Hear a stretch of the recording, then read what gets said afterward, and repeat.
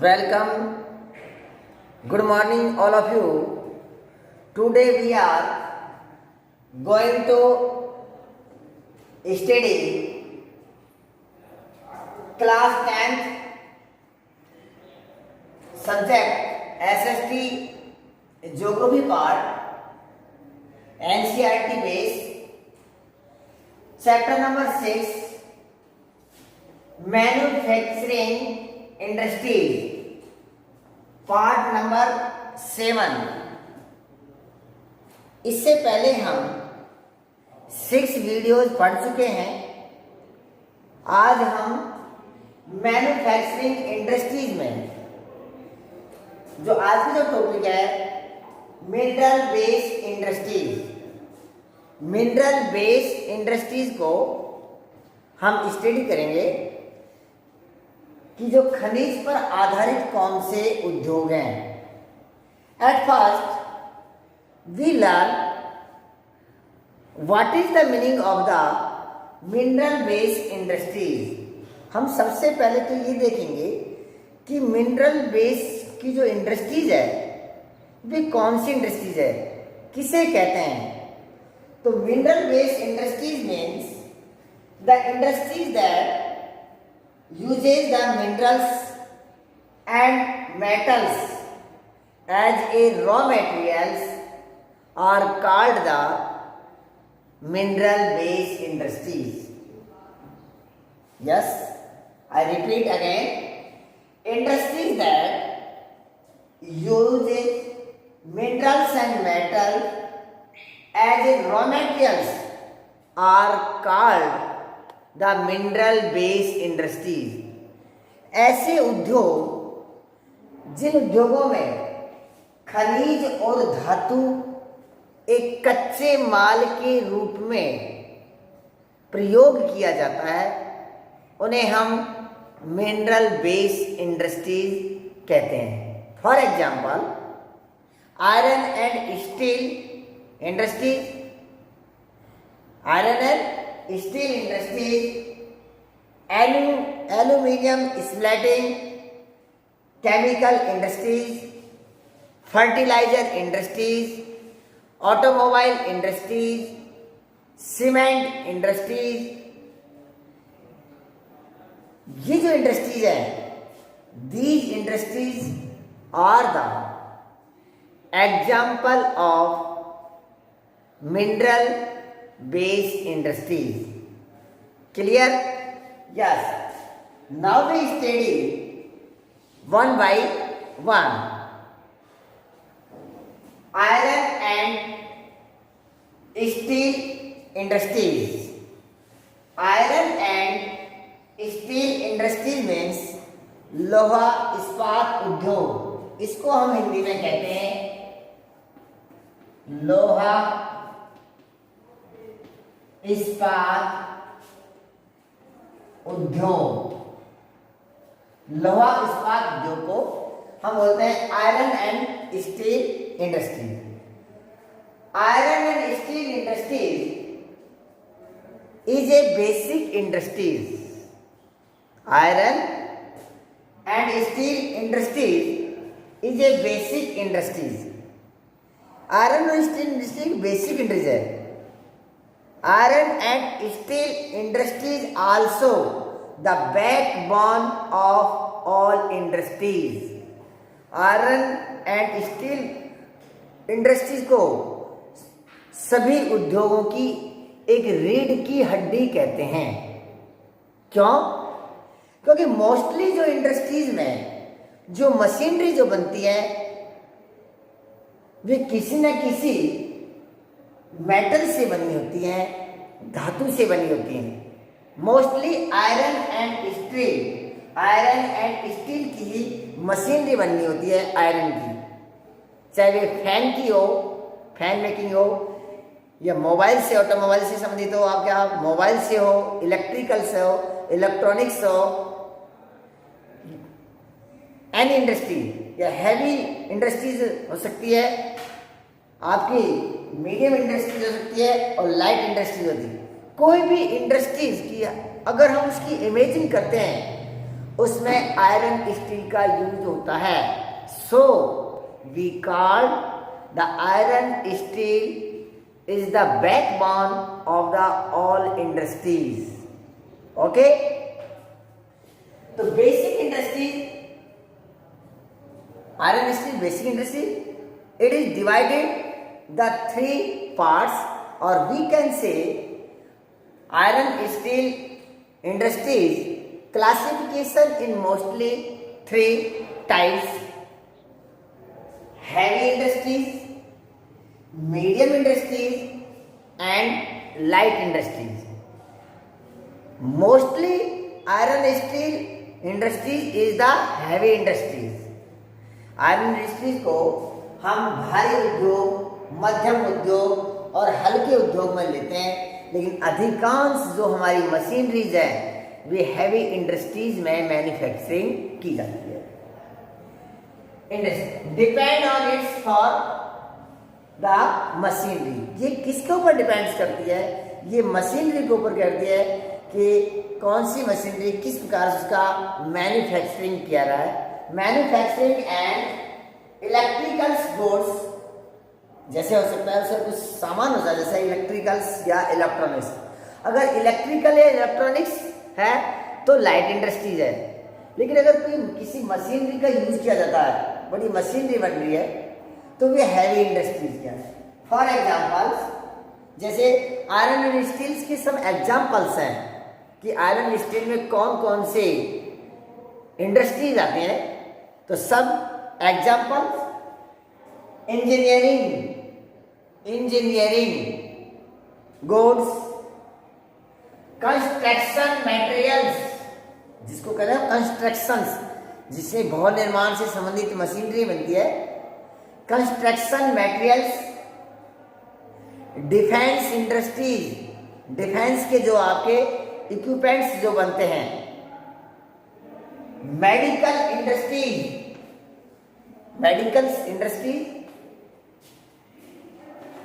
Telephone industries, telephonic, scientific equipments and A variety of consumers goods, और विभिन्न प्रकार के जो उपभोक्ता के जो सामान हैं। These are the example of iron and steel industries. ये सभी जो एग्जाम्पल्स हैं हमारे, ये आयरन एंड स्टील इंडस्ट्रीज के एग्जाम्पल्स हैं।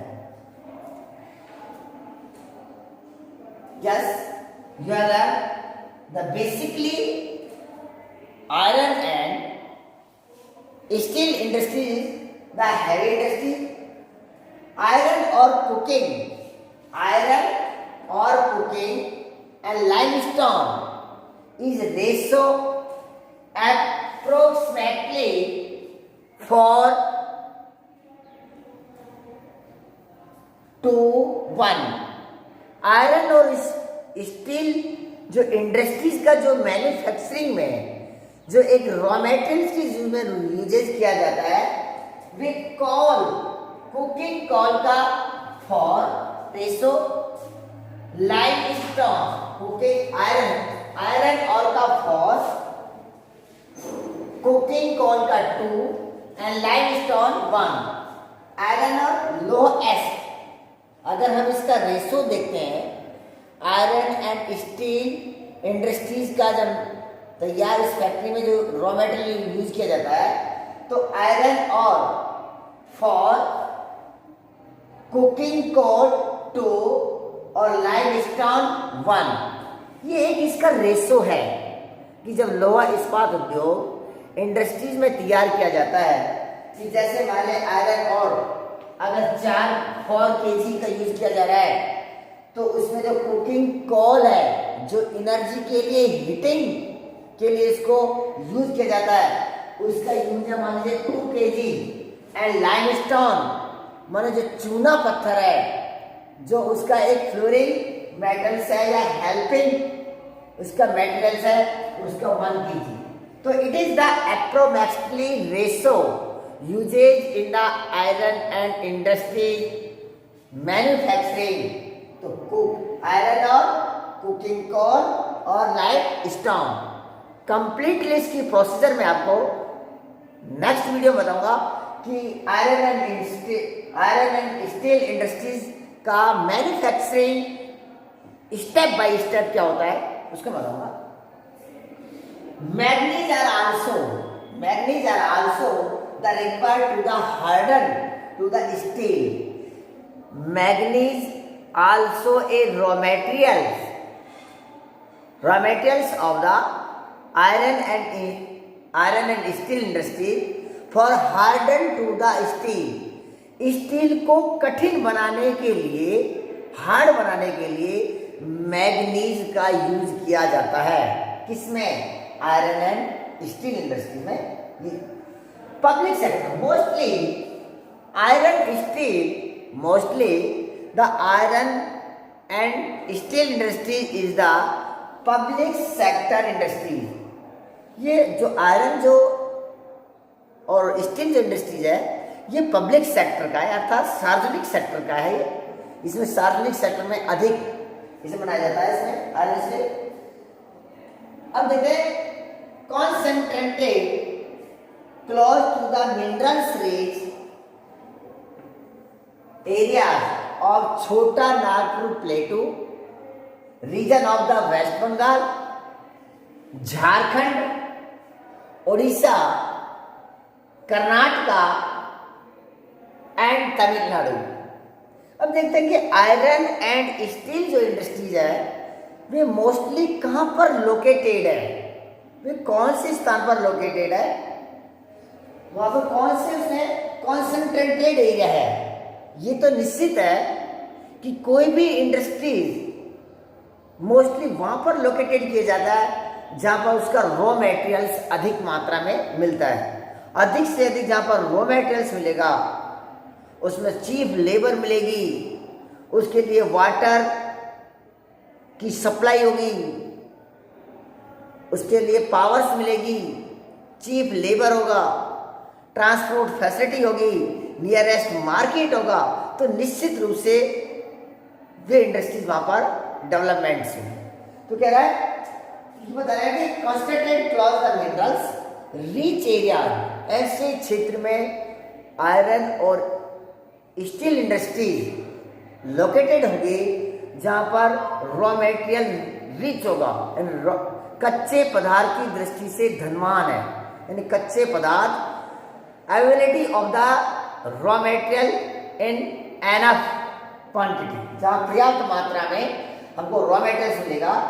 जैसे for example Chota Nagpur plateau region of the West Bengal, Chota Nagpur प्लेटू में सबसे अधिक हमारा आयरन मिलता है, इसलिए यहां पर छोटे नागपुर प्लेटू जो वेस्ट बंगाल रीजन क्षेत्र है, झारखंड, उड़ीसा, कर्नाटका और तमिलनाडु, इन क्षेत्रों में ये इंडस्ट्री डेवलपमेंट्स हुई है।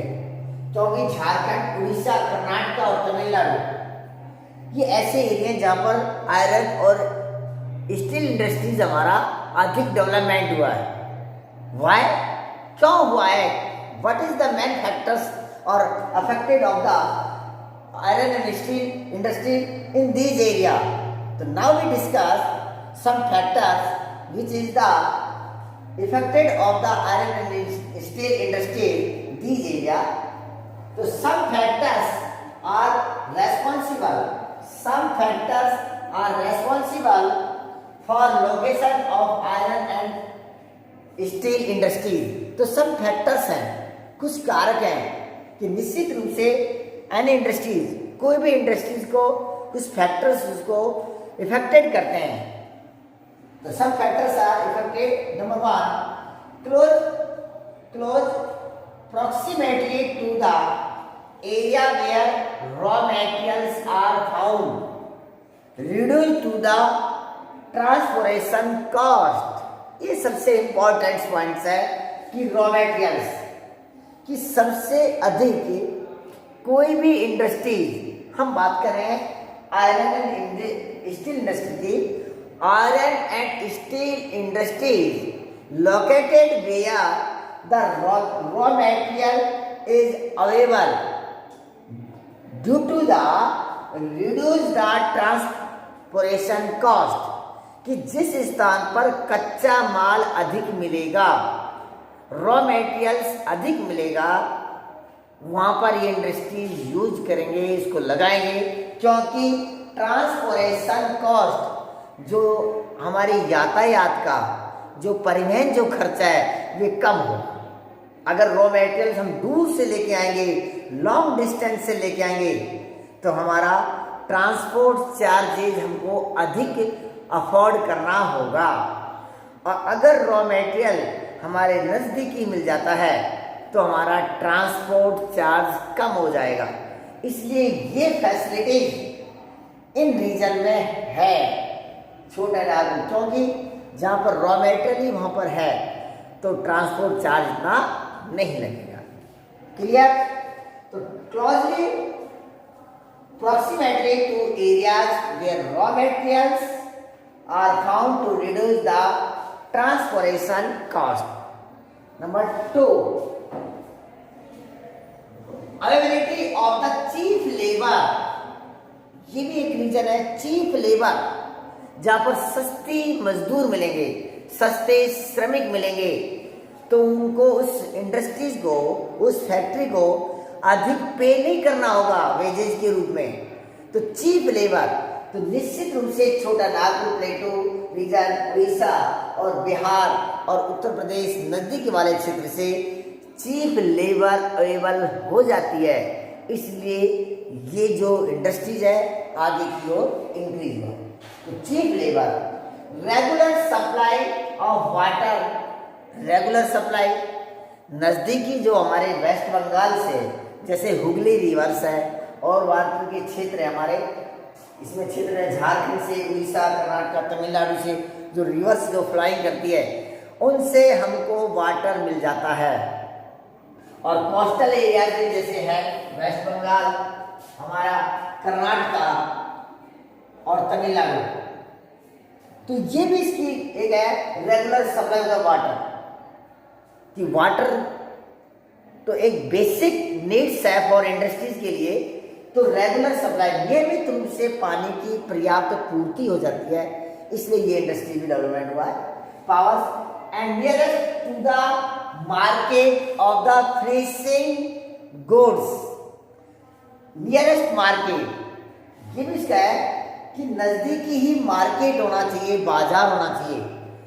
जो तैयार जो माल है, फिनिशिंग गुड्स है, आयरन स्टील का फिनिशिंग गुड्स है, उसकी वहां पर कंजप्शन होनी चाहिए, ताकि उसका उपभोक्ता कंज्यूमर अधिक से अधिक हो। तो ये भी है nearest to the market. Close to sea port to export the facility, sea port West Bengal, Tamil Nadu, Karnataka के पास में सी पोर्ट नियरेस्ट है, सी पोर्ट नियरेस्ट है, इसलिए माल को एक्सपोर्ट करने में एक्सपोर्ट फैसिलिटीज अवेलेबल है। वहाँ पर माल को निर्यात करने में कोई प्रॉब्लम क्रिएट नहीं होती। इसलिए ये फैक्टर्स है, ये फैक्टर्स हमारे आयरन एंड स्टील इंडस्ट्रीज को, आयरन एंड स्टील इंडस्ट्रीज को उसकी लोकेशन करने में बड़े इम्पोर्टेंस रखते हैं। ये था आपका iron and steel industries.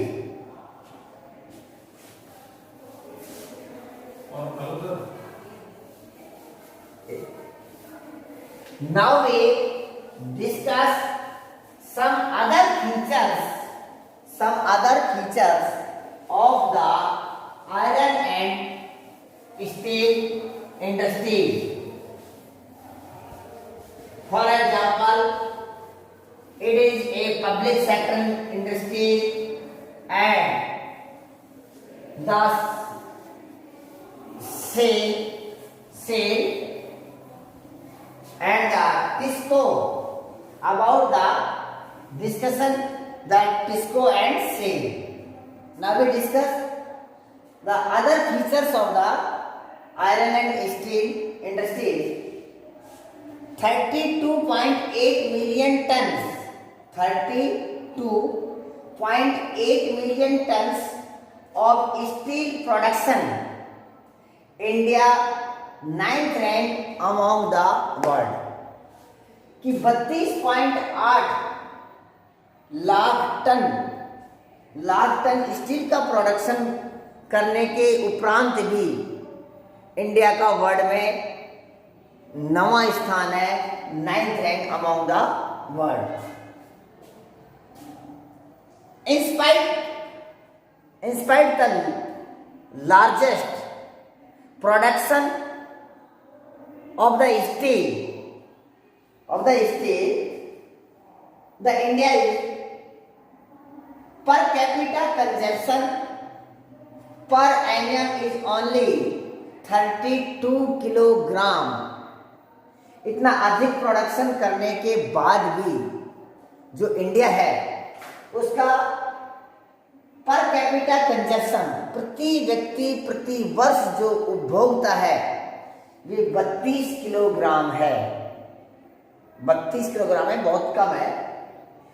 In 2004 India was the largest exporter of the steel. 2004 के अंदर भारत देश एक बहुत बड़ा एक निर्यातक देश था. इन 2004 कि इंडिया वॉज द लार्जेस्ट. तो इन 2004 India was the largest exporter of steel. 2004 के अंदर भारत एक बहुत बड़ा निर्यातक देश था. Presently there are 10 primary integrated and many mini steel plants. अगर हम टुडे देखते हैं, आज का हम समय देखते हैं, तो 10 primary integrated iron steel industries हैं एंड मिनी प्लांट्स हैं, बहुत से छोटे प्लांट्स हैं. Iron steel industry is the public sector undertaking.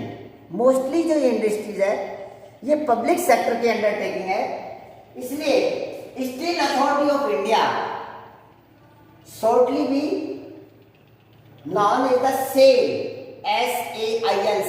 SAIL means Steel Authority of India की जो पब्लिक सेक्टर है वे सेल के माध्यम से इसके जो गुड्स का है, फर्निश्ड गुड्स को उसको सेलिंग करता है. And while the TISCO product by itself in name of the Tata steel. शेष जो सामान है वे टिस्को जो कंपनी है, Tata iron and steel company, TISCO means Tata iron and steel company है, वे अपने स्वयं के माल को टाटा स्टील के नाम से सेलिंग करती है.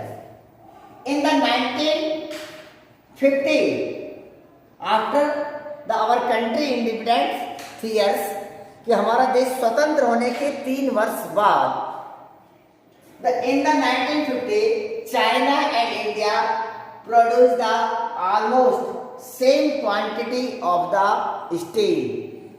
1950 के अगर हम वर्ष को देखते हैं तो इंडिया और चाइना ऑलमोस्टली समान मात्रा में, सेम क्वांटिटी में स्टील का प्रोडक्शन करते थे. लेकिन today China is the largest producer of steel. लेकिन आज अगर हम देखते हैं तो चाइना पूरे वर्ल्ड में 1 नंबर पर है, सबसे अधिक स्टील का प्रोड्यूसर है. Not only the largest producer of the still but the consumer of its. लेकिन उसका उपभोक्ता भी सबसे अधिक चीन ही करता है. अर्थात चाइना एक ऐसा कंट्री है जो सबसे अधिक स्टील का भी प्रोडक्शन करता है और उसका कंज्यूमर्स अर्थात उसका कंजप्शन, उसका उपभोग भी सबसे अधिक करता है. Very important this topic is underline. Next, iron steel got the most after the FDI and the liberalisations. Got the most यानी कि आयरन और स्टील को अधिक जो एक मोटिवेट मिला, एक प्रोत्साहन मिला, वो किसके कारण से मिला? FDI. FDI means foreign direct investment. जैसे एफडीआई को हम देखते हैं फॉरेन डायरेक्ट इन्वेस्टमेंट, यानी कि विदेशी प्रत्यक्ष निवेश, जिसको हम हिंदी में कहते हैं कि विदेशी प्रत्यक्ष निवेश की एफडीआई फॉरेन डायरेक्ट इन्वेस्टमेंट और लिबरलाइजेशन मान उदारीकरण की जो पॉलिसी थी उसके कारण आयरन एंड स्टील इंडस्ट्रीज को क्या हुआ? बूस्टर हुआ, एक प्रोत्साहन मिला। ये था हमारा iron and industries, the challenging of the for iron and steel industry.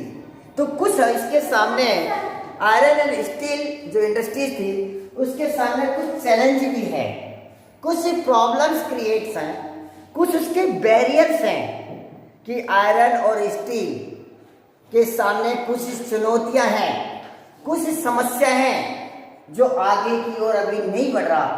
तो कौन कौन सी चैलेंजिंग है? एग्जामिनर आपको एसएस में कुछ भी बोल सकता है कि what is the main challenging of the iron and steel industry. मान लीजिए imagine you set up the iron and steel industry, what is the challenging for to, कि तुम्हारे सामने कौन कौन सी चुनौतियां आएंगी। मान लीजिए एक इंडस्ट्री स्थापित करना चाहते हो आप आयरन स्टील की, तो आपके सामने कौन कौन सी चुनौतियां आएंगी। तो एग्जामिनर आपको आपका क्वेश्चन को किसी प्रकार से पुटअप कर सकता है, आपको बिल्कुल भी कंफ्यूज नहीं होना है। तो now we discuss some challenging of iron and steel industry. Number 1, high cost and limited availability of coking coal. Coking coal, जो आपका कुकिंग कोल है, जो एक एनर्जी के रूप में यूजेज किया जाता है आयरन स्टील में, तो हाई कॉस्ट और लिमिटेड है, उसकी ऊंची कीमत है और लो और लिमिटेड अवेलेबिलिटी। हमारा जो कुकिंग कोल है वे सीमित है, हमको उसको यूज जो करना है बड़े अच्छे तरीके से करना है, अवेयरनेस से करना है। Second, lower productivity of labour. जो हमारी जो लेबर है, जो मजदूर है, वे आज भी उस जो प्रोडक्टिविटी है वे कम क्वालिटी में, लोअर क्वालिटी में प्रोडक्शन कर रही है। ये भी एक बड़ी प्रॉब्लम्स है, समस्या है कि lower productivity of labour. Third, irregular supply of energy. Today it is the main problems facing of the iron and steel company की इरेगुलर सप्लाई ऑफ एनर्जी, की जो एनर्जी है, जो पावर्स है, चाहे ये पेट्रोलियम हो या कोल हो या डीजल हो, ये पूरा सप्लाई नहीं हो रहा है कंटिन्यूटी से। तो ये बड़ी एक प्रॉब्लम है कि आयरन और स्टील जो प्लांट्स है वे आगे की ओर गो अहेड नहीं हो रहे हैं। पुअर इंफ्रास्ट्रक्चर्स, जो हमारा निर्माण से संबंधित है, वे अभी फॉरेन कंट्री के बजाय पुअर है, हमारी अच्छी मशीनरी नहीं है, टेक्नोलॉजी नहीं है। ये हमारी कुछ चैलेंजिंग है। अगर हम इसको रिमूव कर देंगे तो निश्चित रूप से आयरन और स्टील फैक्ट्री हमारा और अधिक डेवलपमेंट होगा, जिससे हमारा जो इकोनॉमिक कंडीशन है वे उसका बेस अच्छा तैयार होगा। तो ये था आज का टॉपिक हमारा कि मिनरल बेस्ड इंडस्ट्रीज में आयरन एंड स्टील इंडस्ट्रीज। आपको ये वीडियो कैसे लगी? आप इसको लाइक करना, शेयर करना। हाँ, अगर कोई इसमें कुछ प्रॉब्लम्स क्रिएट हो रही हो, आपको कुछ समझ में नहीं आ रहा, तो आप मैसेज करना, आपकी हर प्रॉब्लम्स का मैं सॉल्यूशन करने के लिए रेडी हूँ। Okay, thank you.